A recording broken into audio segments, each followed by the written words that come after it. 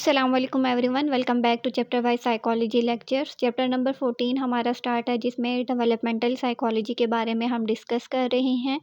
First 3 lectures हो चुके हैं, आज लेक्चर नंबर 4 स्टार्ट करेंगे। आउटलाइन रिवाइज कर लेते हैं। फर्स्ट लेक्चर में हमने पढ़ा था introduction plus growth and development, definition, characteristics and differences between growth and development. Second lecture में हमने डिस्कस किया definition, types and characteristics of maturation. Third lecture में हमने डिस्कशन की थी biological, cognitive and socio emotional processes of development. आज lecture 4 में हम डिस्कस करेंगे फेजेस, पीरियड्स और स्टेजेस ऑफ डेवलपमेंट। अब फेजेस, पीरियड या स्टेजेस ऑफ डेवलपमेंट स्टार्ट कब होती हैं? जब बच्चा मदर की वॉम में बनना शुरू होता है, या मदर जब कंसीव करती है, जब बेबी बनना स्टार्ट होता है, तब से लेकर डेथ तक हमारी लाइफ जो है उसको हम डिफरेंट पीरियड, फेसेस या फिर स्टेजेस में डिवाइड करते हैं। हर स्टेज जो है वो एक स्पेसिफिक ईयर तक होती है और हर स्टेज पे हमारी डेवलपमेंट हो रही होती है। इन शॉर्ट, जब बच्चा बनना शुरू होता है तब से लेकर 60 ईयर्स ऑफ एज तक ये और उससे आगे डेथ तक जितना भी हमारी लाइफ हिस्ट्री होती है, उसको हम डिफरेंट फेसेस, स्टेजेस या फिर पीरियड्स में डिवाइड करते हैं। अब आप इसको टेबल फॉर्म में भी लिख सकते हो। फर्स्ट जो कॉलम बनाओगे उसमें स्टेज लिखोगे, जिस तरह prenatal period, infancy, early childhood वगैरह। सेकंड कॉलम में आप ईयर्स लिखोगे कि ये स्टेज कब स्टार्ट होती है, कब एंड होती है। और लास्ट कॉलम में डेवलपमेंट के बारे में बताओगे कि इस पीरियड में कौन कौन सी चीज़ें डेवलप होती हैं। So first stage of development को प्री नेटल पीरियड का नाम देते हैं, जो कि 9 मंथ पीरियड तक रहती है। और वो 9 मंथ पीरियड क्या होता है? जब मदर कंसीव करती है तब से लेकर जब तक बच्चे की बर्थ हो नहीं जाती, तब तक के जो 9 मंथ्स होते हैं उनको हम प्री नेटल पीरियड का नाम देते हैं। तो ये स्टेज तब स्टार्ट होती है जब ऑर्गेनिज्म सिंगल सेल से बनना स्टार्ट होता है और उसकी ब्रेन और बिहेवियरल कैपेबिलिटीज़ जो हैं वो डेवलप होती हैं। सेकेंड फेज़ ऑफ डेवलपमेंट जो है उसको इन्फेंसी कहते हैं, जो कि बर्थ से लेकर 2 ईयर्स तक रहती है, यानी 24 मंथ्स तक रहती है। यहाँ पे जो बच्चा होता है उसकी ज़्यादा डिपेंडेंसी जो है वो बड़ों पे होती है। साइकोलॉजिकल एक्टिविटीज़ जो हैं वो स्टार्ट हो जाती हैं, जैसे language, symbolic thought, sensory motor coordination, social learning वगैरह। ठीक है, यहाँ पे बच्चा जो है वो बहुत सारी साइकोलॉजिकल एक्टिविटीज़ स्टार्ट कर देता है, सिंबॉलिक थॉट्स रखता है, और उसके अलावा हर चीज़ के लिए ना वो अपने बड़ों पे डिपेंडेंट होता है। जिस तरह फूड उसको चाहिए तो वो दूसरों पे डिपेंडेंट होगा। अगर टॉयलेट के लिए उसको कोई इश्यू है तो भी वो दूसरे लोगों पे डिपेंडेंट होता है। इसी तरह चेंजिंग वगैरह पे भी वो दूसरों से हेल्प लेता है या दूसरों की हेल्प उसको चाहिए होती है। तो इट्स मीन कि वो हर चीज़ के लिए दूसरों पे डिपेंडेंट होता है।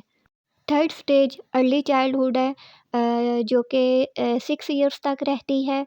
यहाँ पे बच्चे की प्री स्कूलिंग स्टार्ट हो जाती है और बच्चे की ज़्यादातर एक्टिविटीज़ या ज़्यादातर टाइम जो है ना वो खेलने में गुजर जाता है।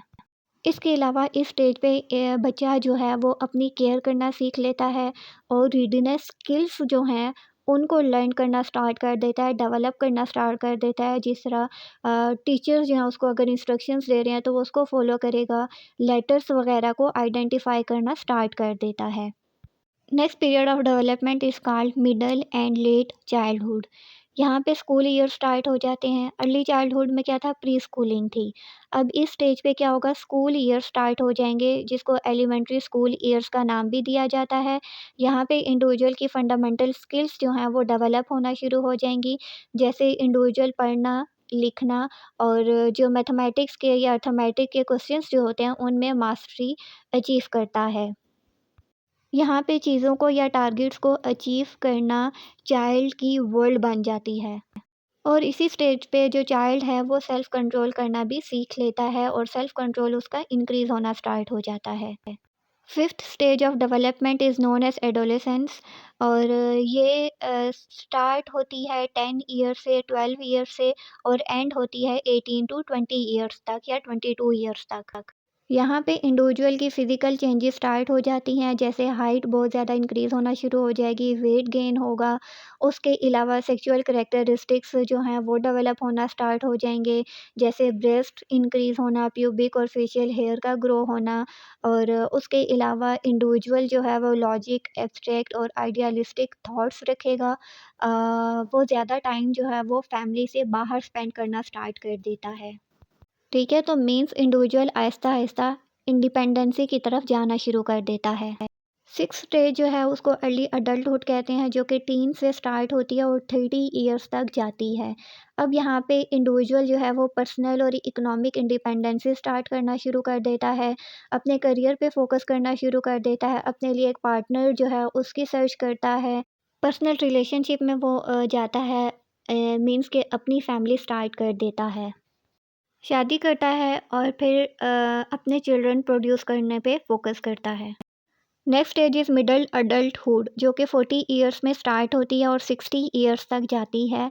अब यहाँ पे इंडिविजुअल जो है वो पर्सनल और सोशल इन्वॉल्वमेंट स्टार्ट कर देता है और उसको लगता है कि उसकी ये ज़िम्मेदारी है कि वो जो नेक्स्ट जनरेशन है उसको कॉम्पिटेंट बनाए, उसको सपोर्ट करे, उसको मैच्योर बनाए, ताकि नेक्स्ट जनरेशन आगे मूव ऑन कर सके और अपने करियर में सेटिस्फेक्शन ला सके।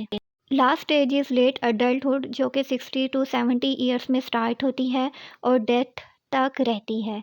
अब यहाँ पे इंडिविजुअल की जो हेल्थ है, स्ट्रेंथ है, पावर है, वो आहिस्ता-आहिस्ता डिक्रीज़ होना शुरू हो जाती है। अगर कोई जॉब कर रहा है तो वहाँ से वो रिटायर हो जाता है और न्यू सोशल रोल्स जो हैं उनमें एडजस्टमेंट होता करता है, जैसे वो ग्रैंडफ़ादर या ग्रैंडमदर बन जाता है। सो ये पीरियड्स फेसेस या फिर स्टेजेस ऑफ डेवलपमेंट थी, जो कि प्री नेटल पीरियड से स्टार्ट हुई थी और लेट अडल्टहुड तक रही। अब आपको समझ आ गई होगी कि किस एज पे कौन से पार्ट्स या कौन सी चीज़ें डेवलप होती हैं। आपको इस आपका सवाल हो इस टॉपिक से रिलेटेड तो आप कमेंट्स में मुझसे पूछ सकते हो। नेक्स्ट लेक्चर में हम इंशाल्लाह स्टार्ट करेंगे कि ह्यूमन डेवलपमेंट को स्टडी करने के लिए कौन से रिसर्च मेथड्स यूज़ होते हैं। सो अपनी नेक्स्ट वीडियो में मिलेंगे। लाइक शेयर एंड सब्सक्राइब करना ना भूलिएगा। Till then take care. अल्लाह हाफ़िज़।